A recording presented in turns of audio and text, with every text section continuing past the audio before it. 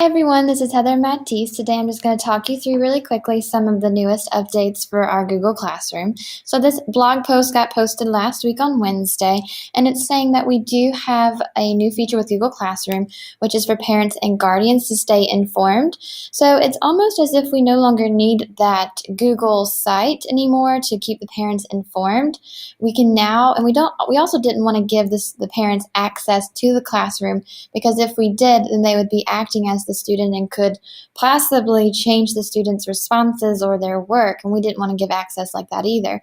But it looks like with the newest feature, they are going to be able to have these email summaries and updates, like as you can see on the screen. Now, I'm using my WA Best Chromebook training class as just an example class, and this new feature is supposed to be appearing over here under Students, and there's supposed to be a button that says Add Guardians. That feature is currently not available as of today. That requires a district admin to turn on, and there's still some features that we're looking into. So that's not currently turned on, but the good news is that is something that's coming down the line. We also have another new feature, which is the ability to draw on the iPad, which is really, really great for those kindergarten and first grade students, even into second grade, which I'm going to demonstrate in a second. The last thing that was listed on here was very, very, very bottom that it's almost didn't get noticed, was this adding topics. So to get to this, to get to a little bit more details, if you Google Classroom Update, you're going to see this link right here, what's new in Classroom, and when you do that, it goes through this blog post and kind of breaks it down. So our Guardian summaries, this topic, which I'm getting ready to show you, and this ability to actually write on the iPad. So again, if you just Google the words Google Classroom Update, it will come up with this Google Help, so you can read this in more detail if you would like. So I'm going to go ahead and show you this topic feature right here, which is really going to help streamline that messy Google Classroom that we have at the end of the year. So again, here's my example classroom, my WA Best Chromebook training class that I like to use as examples for videos. So you can see on the left, I now have this feature that says topics. So now I can actually click on, this could be units, this could be like beginning of the year, general information, and then stuff throughout the year. If an administrator was using for the staff, it could be for PLCs, it could be so many different things. We now have this topic feature. So the way we do that is when we're creating an announcement, an assignment, a question, no matter what it is, if I create a brand new announcement, notice I've got this new button right here that says topic.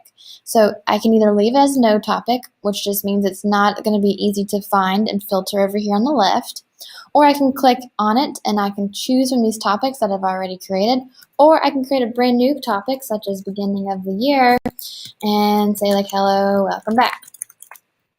And then I could post it. Now, I'm not going to post it because I don't want all of my teachers to get an email all of a sudden, but this is how you do your topic. You can either add and create a new topic, you can use a pre-existing topic, or just have no topic at all.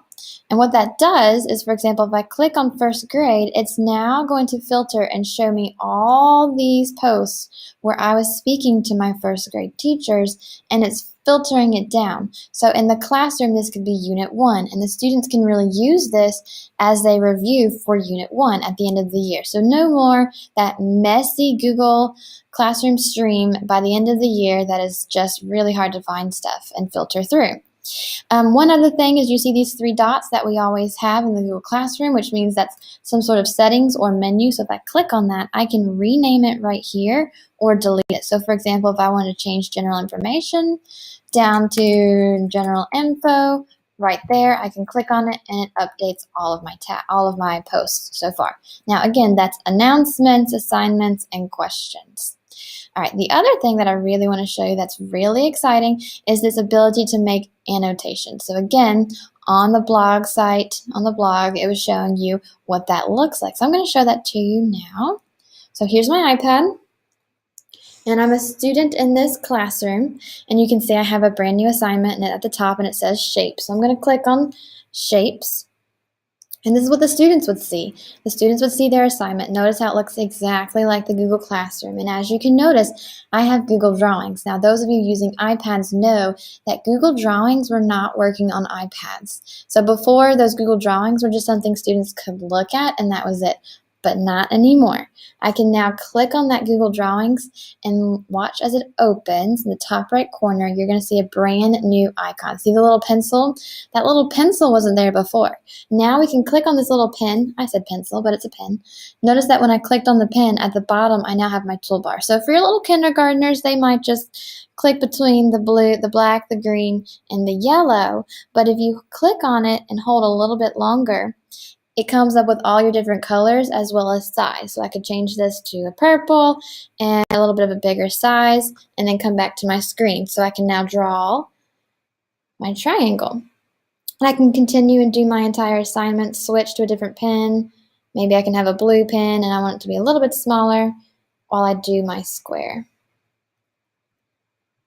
And if I click the pen, it'll go back away. So I just did my assignment on my iPad drawing as if I was drawing on paper. And this is a Google Drawing. So students can draw and write.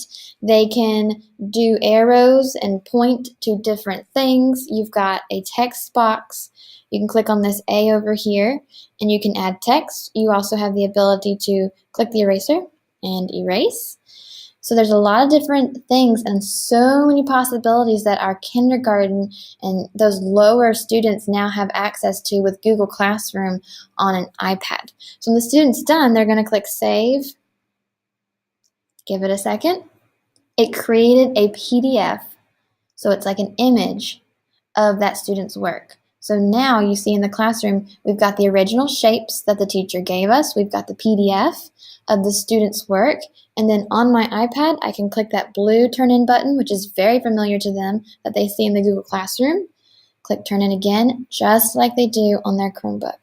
And now I've turned in my completed assignment. The teacher can now see this assignment and all those little PDFs and the drawings that those students did. How powerful and amazing this is, this alternative that Google came up with to being able to use Google Drawings. And this works with Google Docs, it works with Google Sheets, it works with anything that you already are using that's Google and you assign to them as an assignment. Make sure they can all have a copy. It has to have make a copy when you attach that document, and you just assign it to the students and give them the iPad and they're good to go. So I hope you enjoyed today's updates. If you have any questions, as always, contact me or contact your ITF. Bye.